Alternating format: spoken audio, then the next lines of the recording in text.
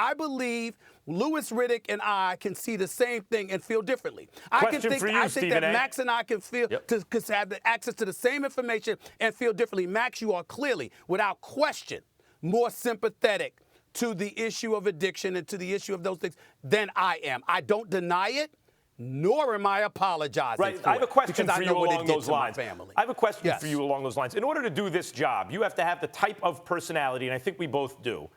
But I'll speak for myself. If I'm in a room with 100 other people and everyone feels one way and I feel another way, it's not that I will ignore what they're feeling or what they're saying. I will take it into consideration. I will consider it very carefully. I will consider the idea that maybe I'm wrong. In fact, probably I am wrong if I'm the only one saying it. But if I've thought it through and I heard all their arguments and I still believe that I'm right, I will dig in my heels and say, I'm sorry, we simply disagree. Yeah.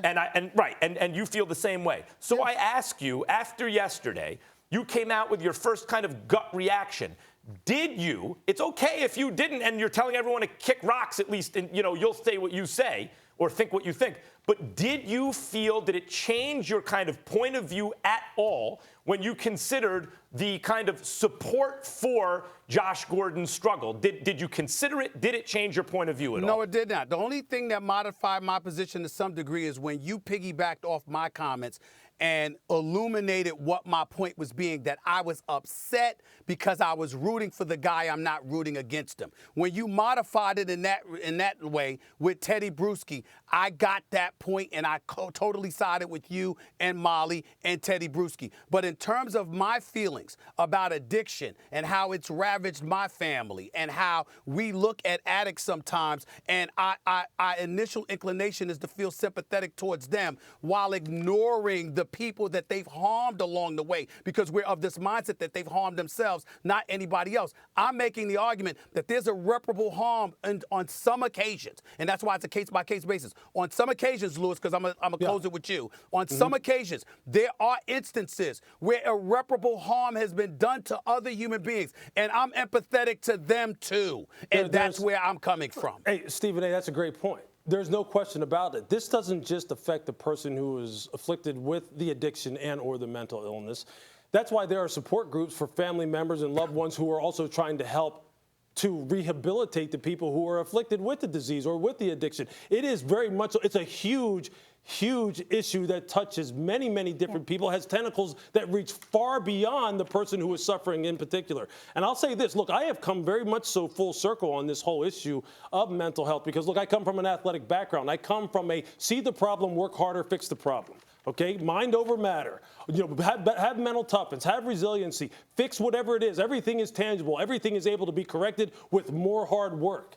And with mental health, although there is some hard work, some very, very hard work that has to be undertaken by the person who is afflicted with it, it's very much so, it does not have a finite and very willpower alone. Exactly. It doesn't have a very defined timeline, and I've learned that. And that's why even with Josh Gordon, who has failed, who has kind of gone through this over and over again, there really is no, well, you know what, you just cut him off. I just don't.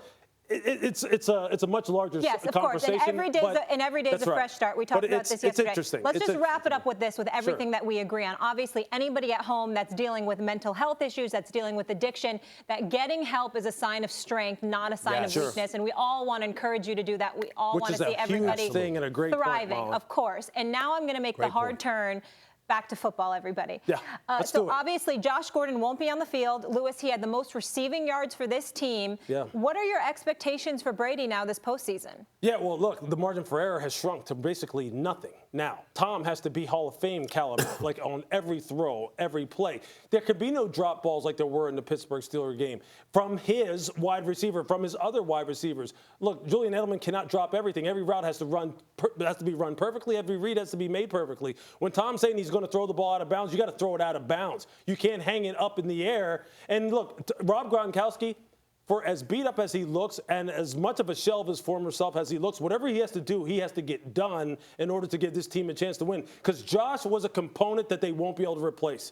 You can't find that guy out there on the street right now. So I'll tell you what, Bill has to be his very best. Tom has to be his very best, maybe as good as they've ever been in order for them to have a shot. My expectations haven't changed at all. I think they're a little worse without Josh Gordon, but I still see them as essentially doing the same thing, which is because they play in a division with the sorriest collection of quarterbacks, which is the number one determining factor for how good your team is, in the history of football, probably any football league, going back Brady's whole career, there have been just a sorry collection of quarterbacks in the AFC East that he's competing against. Because of that, the Patriots have a free ride to the playoffs, and they're playing a home game. They have a bye and a home game.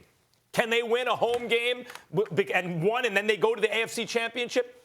They could. Maybe they will, maybe they won't, but that's possible. And my expectation hasn't changed with or without Josh Gordon, even if the percentage ticked down a little bit. I suspect they can maybe win a home game to get to the AFC Championship game, but no more with or without Josh Gordon. Well, my measuring stick is whether or not the Patriots are going to the Super Bowl. And when we learned that Josh Gordon was out because he was stepping away from football, preceding the ultimate suspension that would ban him from football, the indefinite suspension, I went on the air and I said, it's over. Patriots ain't going to the Super Bowl. But it's not because just Josh Gordon being gone, Louis. It's because I don't like what I've seen from Gronkowski. I don't like what I've seen from a consistency standpoint from Edelman. There are times when I'm wondering whether or not Chris Hogan is still on the team. The only person that I feel the need to rely upon is Sony Michel. And so when I look at it from that perspective, I just say to myself, excuse me, if you're bereft of weapons, you got a problem. And that's what I think the problem is with the New England Patriots right now. This is a body that, first of all, wasn't being utilized excessively over the last few weeks because evidently they saw what was coming down the pike. According to what I was hearing, there was hints. They were seeing some things that really raised their eyebrows. So they veered away from him over the last few weeks or so.